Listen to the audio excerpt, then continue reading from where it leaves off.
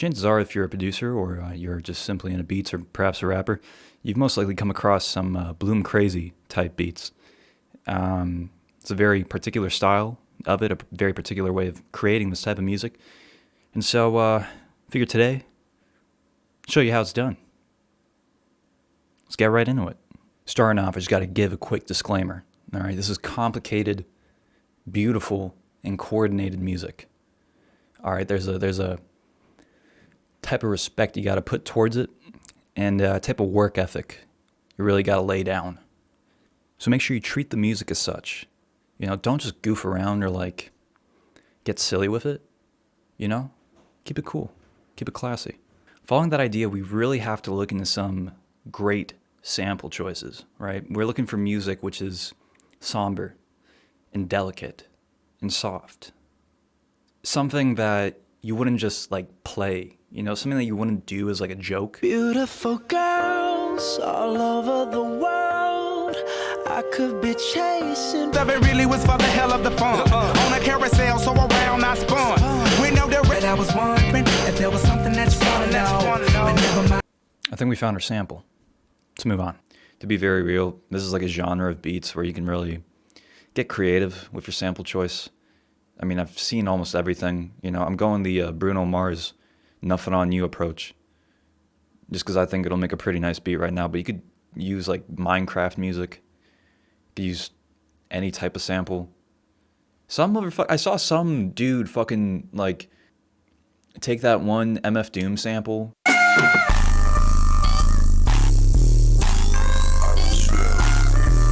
and run it with that. Like, you could do fucking anything. You could do literally, basically what you want to do is drag this into FL, find the BPM, and personally what I did with this Bruno Mars sample is just speed it up to 150. You want like a certain range of BPM when making these beats. Something a little bit quicker is going to always do a little bit better.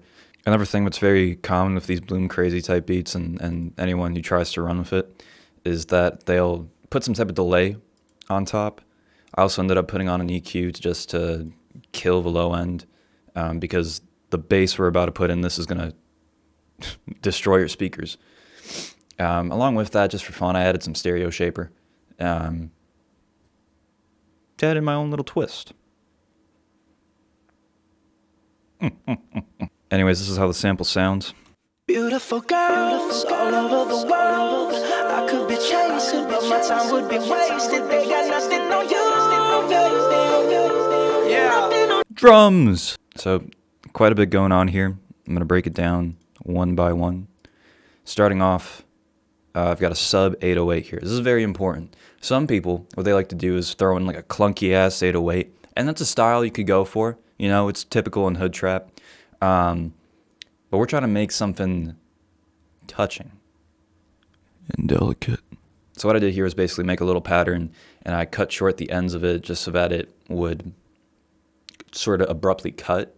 Anyways, with the 808s, this is what it sounds like. Beautiful girls all over the world, I could be chasing, but my time would be wasted. Come on out here, man, go. Yeah. I could be chasing, but my time would be wasted. As you can see, bouncy, cut short. It almost tears into the mix a little bit. Oh, in terms of what I did to mix the 808 here, I basically just went into the 808 and turned the volume all the way up, added a little bit of boost. And that's mostly for the crunch. There's a huge like deterioration of audio quality in these types of beats. And then over on the master, I threw on a limiter just so that the weight of the 808 is felt, but the shitty, crunchy, fucked up audio thing that you always hear isn't there. Moving on, open hats and crashes. Open hats are like one of the most easiest things to do on these types of beats. All you got to do is make the hat line up with the 808. You just got to make sure that it's loud enough so that it's just behind it. Just behind it. Just like right out of earshot, you know what I mean?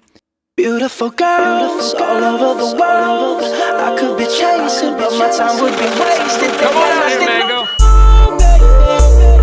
Yeah. Crush is also a pretty standard thing to do here. A lot of times what happens on these beats, or if not all the time, is a delay is added. And literally the specific setting for how to do it is like right here. Put the time to the very top, facing 12 o'clock. And literally, you don't even need to mess with like the input or the rate or any of that bullshit. It'll sound exactly like you want it to. Beautiful girls all over the world. I could be chasing, but my time would be wasted. Come on out here, man, go. Yeah. Moving on, the snare. Every snare beat that can line up with an 808 in your mix should be there. And you should also just add on some extras just to sort of make the mix more exciting. I don't fucking... Very specifically, it's going to sound like this.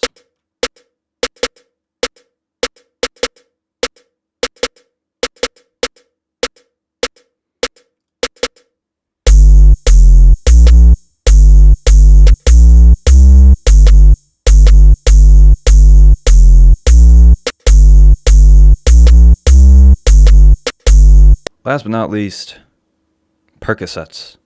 This is where I feel like the most variation from mix to mix and beat maker to beat maker like actually occur.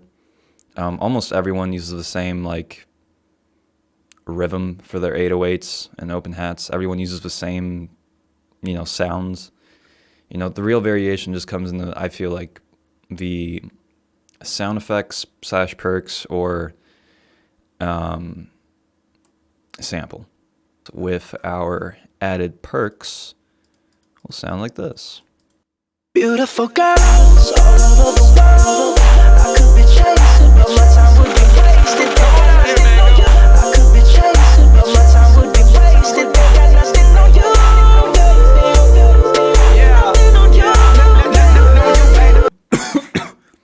A lot of times I've noticed that there's like a volume pitch down in these types of beats and these types of mixes, sort of like the bar before like a major moment hits in the beat or the song.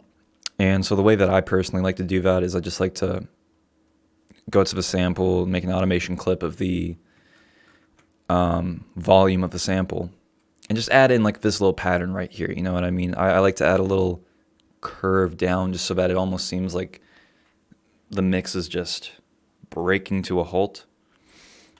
And what that does is it makes the comeback punch that much harder. Let's say you think that is not enough for your mix, and you want to add something more, perhaps a little spice to it. Ladies and gentlemen, this is what jerk claps were made for.